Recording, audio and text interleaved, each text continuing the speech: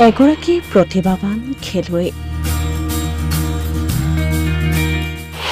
বক্সিঙেই তেওঁৰ জীৱন, বক্সিঙেই তেওঁৰ সপোন।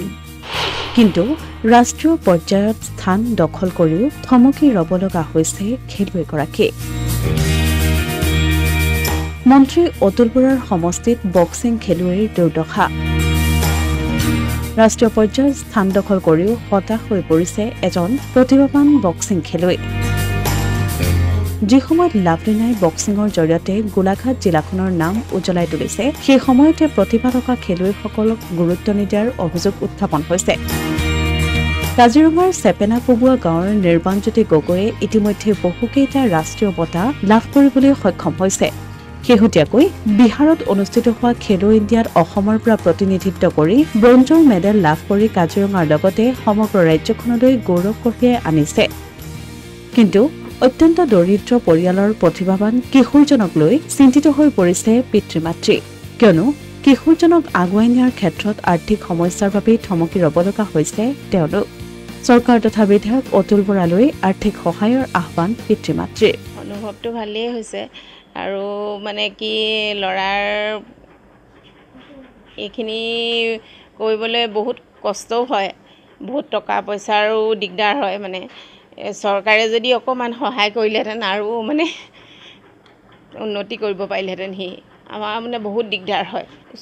মানে আমাৰ সমষ্টিৰ বিধায়ক অতুল বৰাদেৱ তেওঁ যদি অকণমান সহায় কৰিলেহেঁতেন তেতিয়াহ'লে আৰু অকণমান মানে আমি সুখী হ'লোহেঁতেন, ভাল আৰু তেওঁ যেন উন্নতি হ'বৰ কাৰণে সুবিধা পালেহেঁতেন।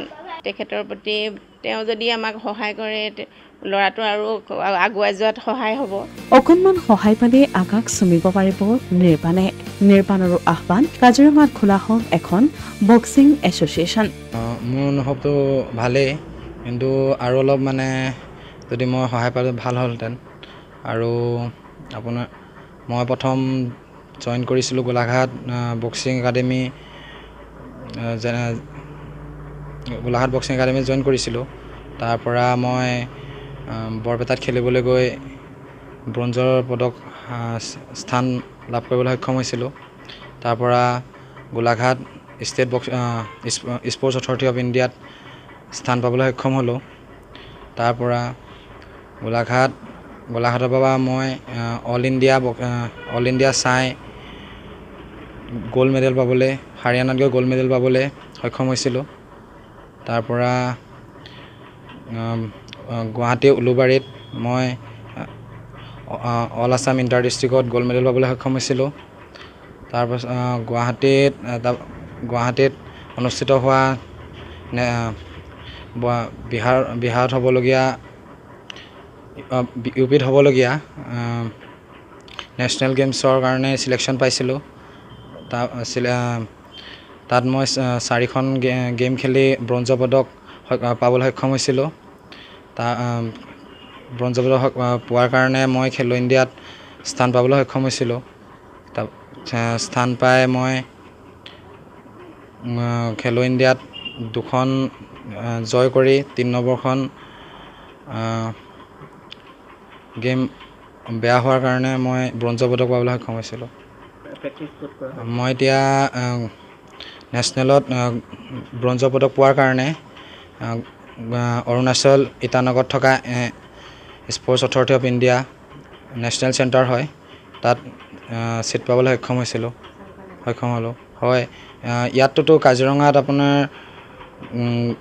কাজিৰঙাততো কোনো বক্সিঙৰ চেণ্টাৰ নাই বা বক্সিং এছ'চিয়েশ্যন এখনো নাই। ইয়াৰ পৰা নহয় বোকাখাট যাব লাগিব, নহয় গোলাঘাটত যাব লাগিব। তো ভাল পালোঁহেঁতেন যদি আমাৰ কাজিৰঙাতো যদি এখন বক্সিং এছ'চিয়েশ্যন খোলাহেঁতেন। ইয়াতো বহুত ল'ৰা ছোৱালী আছে শিকিবলগীয়া, বহুত পাৰিবও, বহুত নেশ্যনেল ইণ্টাৰনেশ্যনেল পদতো যাব পাৰিব। মই এটাই ক'ব বিচাৰোঁ যে গোলাঘাট বা কাজিৰঙাতেই হওক, যোনটো গাঁৱলীয়া এৰিয়া হয় তাত বহুত ভাল ল'ৰা থাকে, যোনবোৰ ওলাই যাবলৈ সহায় নাপায়। তো সেইবোৰ কাৰণে অলপ সহায় কৰিলে ভাল পাওঁ। অসমীয়া প্ৰতিদিন ডিজিটেল সংবাদ, কাজিৰঙা।